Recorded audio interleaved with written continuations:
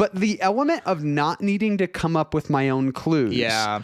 I like that part of Dixit, but I find that in practice, when I'm sitting down to play, I would like rather not have to do that and just be able to engage with like my favorite part of the game, which is looking at these pictures and trying to think of, you know, what are other people going to put? How can I best do it here? And it's a very different dynamic than Dixit. Like Dixit is all about what card would somebody have come up with that clue for? It's this very like reverse engineered, and people that are good at Dixit are good at realizing like, yeah, this might fit the clue, but I don't think they would have come up with that clue from scratch from this card.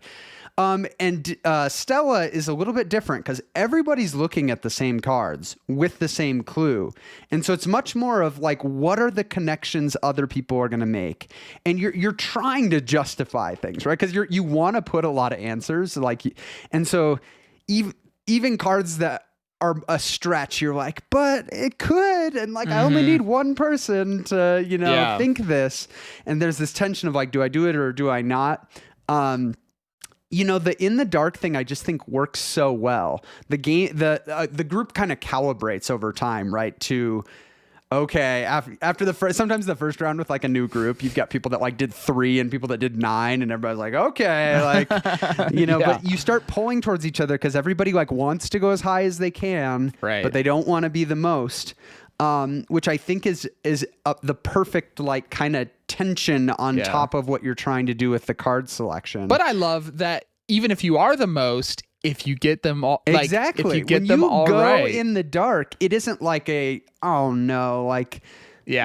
it's not this huge disappointing thing. It's almost an opportunity to have one of the most fun things in the game, which is that shoot the moon and get all of it. And even if you don't completely shoot the moon, you can still have a pretty solid round. Like if you still hit on a lot of yours, even with like the reduced points. Right.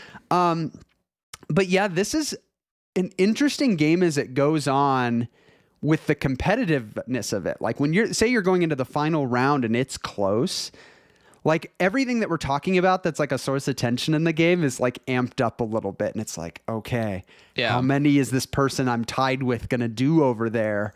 And like, if you're playing to win, it's like you're trying to outdo them in some way. And it just works really well.